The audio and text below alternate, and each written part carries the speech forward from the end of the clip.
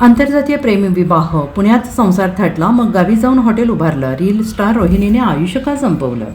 राज्यातील प्रसिद्ध Instagram influencer Rohini पाराध्ये हिने मंगळवारी मंगळवेढा तालुक्यातील हॉटेल ग्रामपंचायत येथे गळफास घेऊन थेट आत्महत्या केली आणि या घटनेमुळे सोशल मीडिया आणि मंगळवेढा तालुक्यात एकच खळबळ उडाली आहे.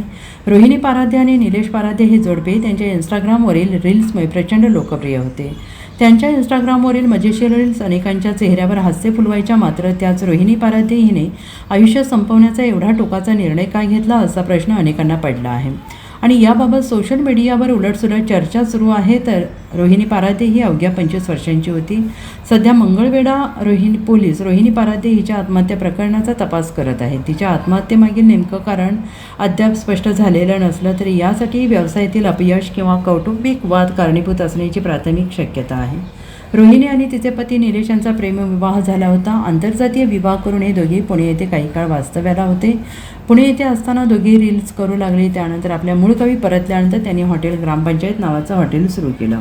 हॉटेलमधील रोजच्या खेळीमेळीच्या वातावरणातील रील्स बनवून रोहिणी आणि निलेश दोघेही प्रसिद्ध झाले. त्यानंतर त्यांचं हॉटेल यशाच्या शिखरावर जाऊन पोहोचलं. याच काळात त्यांनी मंगळवेढा तालुक्यात 2 ठिकाणी नव्यानं हॉटेलच्या शाखा सुरू केल्या. मात्र या दोन्ही शाखांचं व्यवस्थापन करणं जिकिरीचं होत असतानाच आर्थिक घडी नीट बसवणं आणि शाखा चांगल्या चालवणं अशा गोष्टींची तारेवरची कसरत होत होती आणि यातूनच दोघांच्यात वाद तणाव निर्माण झाल्याची चर्चा आहे. रोहिणीनं हे टोकाचं पाऊल उचललेलं आहे आणि ते का उचललेलं आहे अशी चर्चा आहे.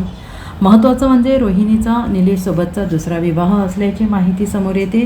त्यामुळे निलेशसोबत प्रेमविवाह झाल्यानंतर नक्की कुठल्या कारणानं तिला हे टोकाचं पाऊल उचललं, नक्की दोघांमधील असं नेमकं कोणतं कारण होतं का, याबाबत अनेक तर्कवितर्क लढवले जात आहेत. मात्र याबाबत मंगळवेढा पोलीस ठाण्यात अकस्मात मृत्यूची नोंद करण्यात आलेली आहे. पोलीस आता आत्महत्येच्या कारणांचा शोध घेत आहेत. मी विलास धर्मा पाराध्ये, ब्रह्मपुरी. जी घटना घडली ती दुःखद घटना घडली. त्या दिवशी मी आमच्या गावात ग्रामसभा होती. ती ग्रामसभा असताना आम्ही आमच्या समाजातली मुलं ही विषय ग्रामसभेचा अतिक्रमणाचा विषय होता. आम्ही ग्रामसभेला होतो, थांबलो होतो. 12-1 वाजेपर्यंत 1:30 वाजेपर्यंत सभा चालली. मग आम्ही पोरं आमच्यातले समाजातले बौद्ध समाजाचे मातंग समाजातले पोरं थांबलो. मग पोरं म्हणले मेंबर स्प्राईट पाजा. स्प्राईट आणले. आम्ही सगळेजण पिलो. भाऊसाहेब आम्ही गप्पा मारत बसलो. ही जनतेची गोरगरिबाची काम आहेत म्हणलं. भाऊसाहेब अतिक्रमण आहे, ही 70 वर्ष आमची लोक राहतात, त्यांना जागा नाही, जागेचं तेवढं प्रस्ताव द्या. मग आम्ही खेळीमेळीच्या वातावरणात आम्ही इथं मिटिंग संपली. 1:30 वाजले. आम्ही बोलत माझा मोबाईल राहिला तिथंच. मग मी घराकडे आलो. पोरं घेऊन आमची आल्यानंतर ते बेशी असते माझ्या आली बेशी काका द्या. मी म्हणलं माझ्या मोबाईलमध्ये पैसा आहे तर. मग ते मोबाईलला फोन लावल्यावर मोबाईल नाही म्हणलं माझा ग्रामपंचायतमध्ये राहिला. मग त्या पोराला घेऊन मग मी ग्रामपंचायत गेलो. भाऊसाहेब बाहेर होतो. भाऊसाहेब म्हणला मोबाईल उशीर झाला वाजतोय, आत मोबाईल आहे. मोबाईल घेतल्यावर मी बाहेर आल्या मला फोन आला ते पाराद्याचा. त्या असं घटना घडली, काय करू द्या. मी म्हणलं आज महिला हॉस्पिटलमध्ये घेऊन जावा लगेच. मी मागणं गाडीवर येतो. मी कुणाला असं काहीच बोललो नाही. मग गाडीला त्या पोराला म्हणलं पैसे तुझं बिशीचं उद्या देतो. माझी गाडीला किक मारून मी गेलो निघून. काय सांगितलं फोनवर? त्यानं म्हणलं आज घटना घडली, आणून पास घेतला म्हणला. निलेश रडा लागलं, वरडा लागलं. वाटेवर येऊन उभं राहिले, माणसं कोण नाही ती. मग आम्ही गाडी उभा केली. बटांची पाराद्याची होती. मग ती गाडीवर हात केला. ती एकटीच दोघंच होती म्हणली. मग तिने त्या गाडीत टाकलं. तिने मंगळवेढला घेऊन गेली. मंगळवेढला घेऊन गेली. मग मला म्हणला ती कुठे नेऊ? मी म्हणलं महिला हॉस्पिटलमध्ये न्या, नाहीतर संजीवनीला न्या. मग तिथं त्यांनी महिला हॉस्पिटलमध्ये नेली. महिला हॉस्पिटल तपासल्यानंतर ती असं दिसल्यावर ती सिव्हिलमध्ये न्या म्हणली. मग मी तर गाडीवर चालतो. माझी गाडी जरा खराब गाडी असल्यामुळे मला जरा वेळ लागला जायला.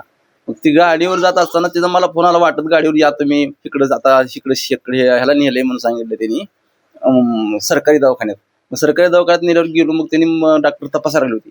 तपास असताना मग मी गेलो. डॉक्टर कोण आहे म्हणले, तर ती मुलीचा सासरा लागतो म्हणले. मी थांबा म्हणले तुम्ही. मग मला थांबवलं. त्यांनी तपासलं आणि मला बोलवून घेतलं. सही करा म्हणली. सही केली. मग त्यांनी म्हणले ही संपलंय म्हणले, आम्ही पोलीस स्टेशनला कळवतो आणि तुम्ही बाहेर थांबा म्हणले.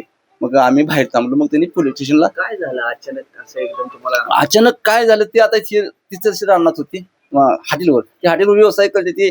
आम्ही कधी कधी जातो, चांगलं चाललं होतं, व्यवस्थित चाललं होतं. प्रसिद्ध झाले हा प्रसिद्ध झालं, चांगलं चाललं होतं खाते ती करून. म्हणून आम्ही जात बी नव्हतो. मी शेताकडे जायचो, थोडं 2 एकर शेत आहे माझं.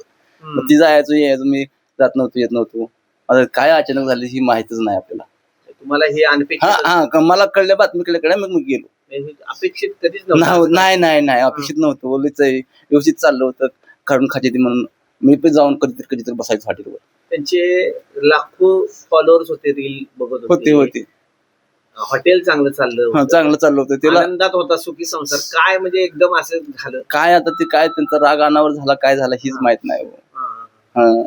2-3 शाखा पण निघाल्या होत्या. शाळा काढले चांगली होती, सुखानं संसार करत चालला होता त्याचा, पण ते असं घटना वाईट.